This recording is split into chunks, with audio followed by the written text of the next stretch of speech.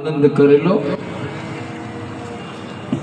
કથાઓ કરવા જાય ને બાપુ એનો ખૂબ આનંદ હોય છે, પણ કથાઓ શ્રવણ કરવા જાય એનો વિશેષ આનંદ હોય છે। 1979 થી યાત્રા કરતા કરતા 599 કથા સત્સંગ પૂરા કર્યા, પણ એનો આનંદ નથી। આનંદ શેનો છે કે જ્યારે જ્યારે કોઈ આવો અવસર આવે અને કોઈ નાનામાં નાના વક્તાથી લઈ વિરાટ વિદ્વાનો સુધી એને શ્રવણ કરીએ એટલે જે ટાઢક વળે જે આનંદ હોય એ એનો વિશેષ આનંદ હોય છે। અને એના માટે ઋણી છીએ ભવાઈ શંકર દાદા, કિશોરભાઈ અને આ મંડળના એમ માનો કે દીપકભાઈ થી માંડીને જેમને પણ આ વિચાર આવ્યો એ બધાના આપણે બધા કથાકારો ઋણી છીએ। અને 14મું છે, 4 ને 1 5 થાય ને આજે છે પણ 5મ। હા, કિશોર દાદાનો જન્મ દિવસ છે, એની 5 નહીં। ગુરુ મારા 5 તત્વ નો રે, આ 5 તત્વનો દેહ છે, એ 5 તત્વ છે, એને પુષ્ટ કરવાનું કોઈ સાધન હોય તે કથા છે।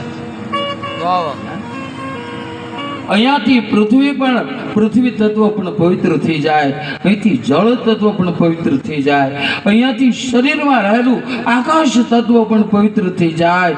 હા, બધા જ તત્વો ભગવાન શ્રી કૃષ્ણએ રાસ લીલા કરી એ શરદ પૂનમ હતી। ઇત્થમ શરદ સ્વચ્છ જલમ, શરદ પૂનમ હતી।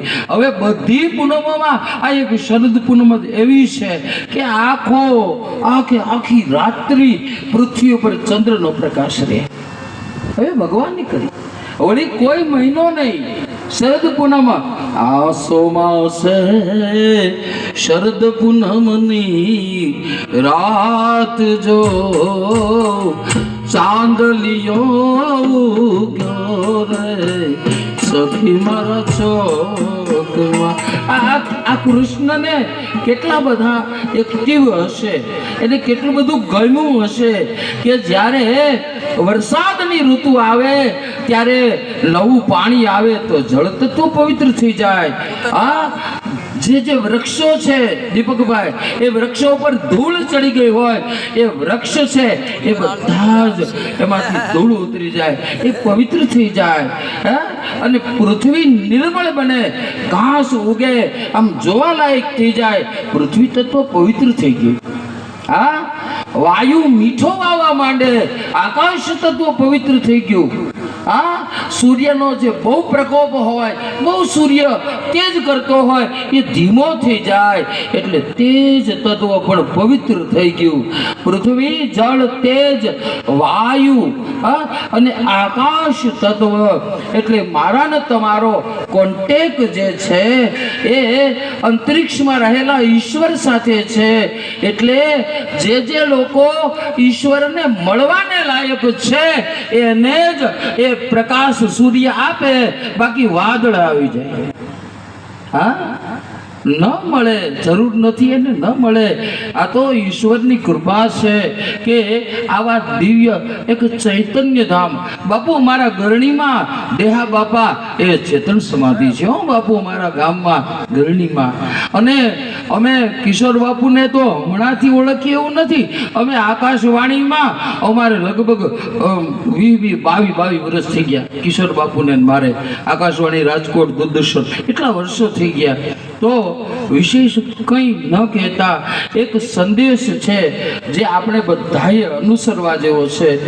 પ્રફુલભાઈ યાદ રાખજો, એક મારી, તમારી અને સૌની ચિંતા છે, આ ચિંતાને હંગરી રાખજો। છોટે સરકાર નાના વક્તા કહું, આપણા સૌને જો જીવનની અંદર ચોખા ઘટશે તો રંગૂનથી મગાવશું। યાદ રાખજો, બહુ દિવ્ય સૂત્ર છે, જેણે પણ મને મોકલ્યું હશે એને ધન્યવાદ। ભાઈ સિદ્ધાર્થભાઈ, ચોખા નહીં હોય તો રંગૂનથી મગાવશું, દવા નહીં હોય તો જર્મનીથી મગાવશું, હા ટેકનિશિયનો રશિયાથી મગાવશું, અમેરિકા પાસેથી પણ લઈશું, રમકડા જાપાનથી મગાવશું, પણ જો જ્ઞાન ભક્તિથી ભરેલા સતત પ્રભુનું કામ કરનારા, આ પ્રભુની ચિંતા કરનારા અને પ્રભુના કાર્યમાં સ્વપ્નો જોનારા સાધુ અને બ્રાહ્મણો નહીં હોય તો આપણા દેશનું પતન થશે. આ દેશનું પતન થશે. એક શ્લોકમાં બ્રાહ્મણોને વિશેષ મહત્વ આપી શું કહ્યું છે? બ્રાહ્મણ તસ્ય હિ રક્ષણેન રક્ષિત સ્યાત વૈદિકો ધર્મ. આપણા સાધુ, આપણે બ્રાહ્મણો, આપણે વિદ્વાનો આ વેદની રક્ષા કરીને બેઠા છીએ. આ વેદ છે વંશ પરંપરા અને પૃથ્વીનું અસ્તિત્વ રહે ત્યાં સુધી એને આપણે સંભાળી રાખીએ. બસ એ જ વિનંતી. સૌને મારા વંદન. જય સિયારામ. વાહ વાહ વાહ.